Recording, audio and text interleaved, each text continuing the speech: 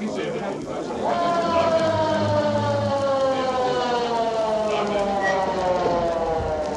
are outside the embassy of a small Caribbean nation in Washington, D.C. on a warm summer evening. The police have cordoned off the building and are busy keeping the crowd back. All right, stay back. You two, over there. Hey, where do you think you're going? I'm Steve Austin, officer, on official business. Oh, Colonel Austin, didn't recognize you. I've been assigned to look into this thing. Okay, Colonel, go right in. All right, folks, move along. Come on over here. Hi, Oscar. What's it all about? Steve, this is Police Commissioner Anderson. Let him fill you in. Last night, we had a homicide at a small company called Caribbean Exports. An employee named Rodriguez found shot to death. We looked Rodriguez up, but found nothing on him. What about Caribbean Exports? It's a relatively new corporation with a branch in Haiti. Seems to be a legitimate trading company. Sounds like a regular police matter to me. That's what we thought until tonight. Another man murdered? A minor official of the embassy. Delaney's his name. Found dead under almost identical circumstances. Bullet probably from the same gun that killed Rodriguez. Got to be a connection between them. It seems pretty obvious, but where do we come in? NASA has been working with Navy on a new short-range underwater missile. Yeah, I'm familiar with the project. And we've been making arrangements with officials at this embassy for the use of their territorial waters for laying underwater cables and other things connected with the test launch. And you think these murders may somehow be related to the missile project? It's a possibility that we can't ignore. Delaney was the secretary of one of the men we're working with. That's why I thought OSI should be called in. To be on the safe side, Steve, I want you to go down to Haiti. You'll be an American businessman in the export-import line looking for new items to buy. The next day, at a cafe in a small town on the south coast of Haiti, 3 executives of Caribbean Exports sit at a sidewalk table. I still think it was a mistake. So do I. There must have been some other way. There's no other way. Rodriguez and Delaney had to be silenced before they talked to the authorities. But murder? It would have been better to give them the bigger cut they wanted. There's plenty for everybody. And the worst part is, and now we got the OSI looking into it. When I heard that from my embassy contact, I came right down here. Listen, don't worry about it. Everything is go for tonight. The boat's in position and the diving equipment and divers are all set. The whole operation will be completed before they have a chance to find out what we're up to. And then we take off for Brazil with a cool $20 million. $20 million? Yeah, that's cool. Returning to their office, they are about to walk into the reception room when Breck grabs Maddox by the arm.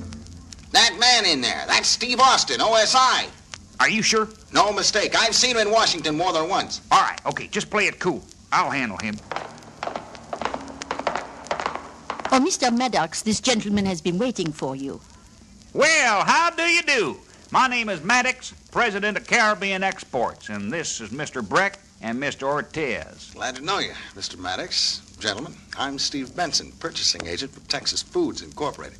I'd like to talk to you about a sugar and coffee deal. You see... Oh, I'm sorry, Mr. Benson. You came at a bad time. We're closing for the day. Oh, that's too bad. But tell you what, let's make it for tomorrow. We can have lunch together and talk business at the same time. That'll be fine.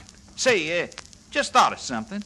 If you're not busy this evening, how'd you like to attend a voodoo ceremonial worship? Aren't those things supposed to be secret? Sure, but I know Papa Mungo very well. He'll admit anyone I vouch for. Yeah, it sounds like fun. When and where do we meet? Well, there's a little square on the edge of town. Can't miss it. Make it at 9, and we'll go into the jungle. You're in for a real treat. As Steve walks out, Maddox, Breck, and Ortez go into their office and shut the door. See, tonight's the night we wrap up the whole thing. Crazy like a fox.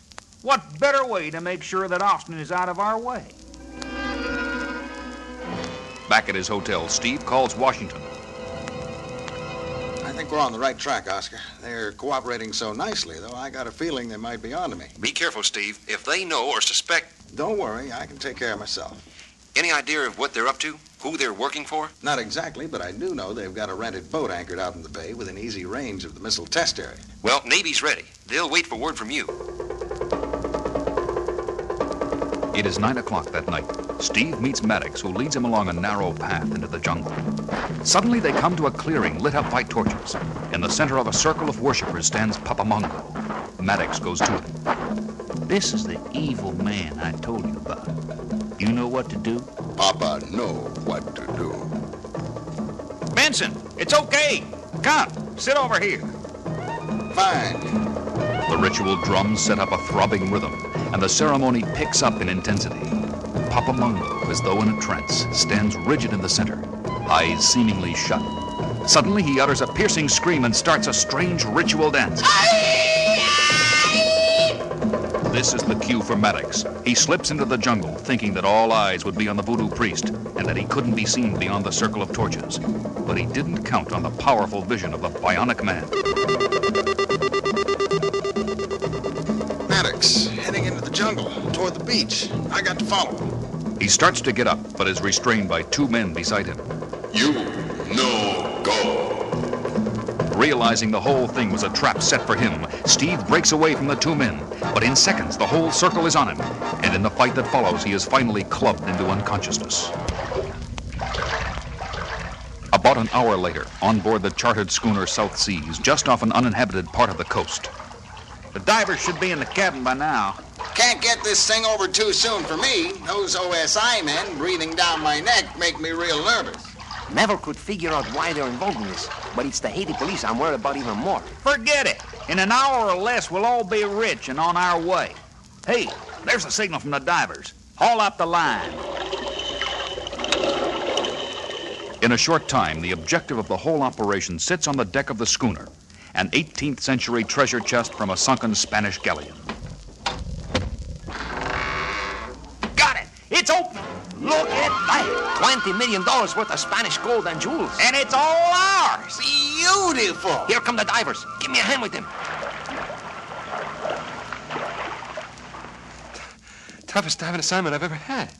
Almost couldn't get in the cabin. Yeah. Had to cut through some heavy cable wires blocking the entrance.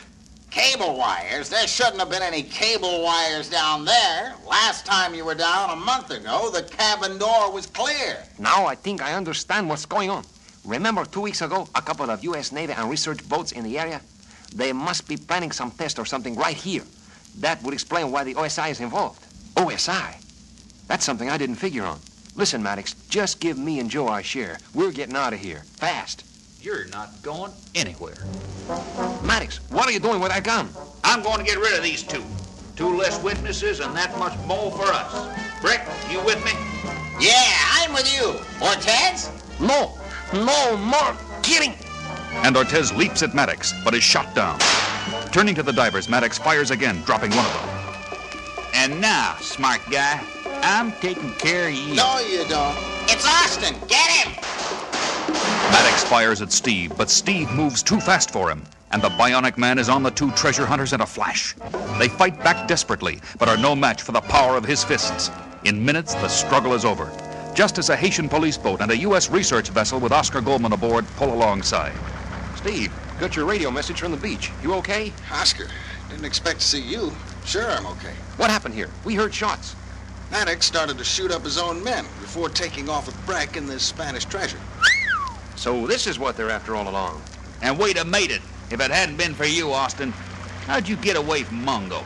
Takes more than rope and a little voodoo to hold me, friend. But the Haitian police have the right jail to hold these characters. They don't approve of treasure hunting and murder in their waters. And in the unlikely event they ever get out of Haiti, the U.S. government has a little case of murder and sabotage against them. Well, that wraps it up. By the way, Steve, how did you get out to the boat? Warm tropical breezes, big golden moon shining down, romantic jungle drums in the distance. Did you ever see a better night for a moonlight swim?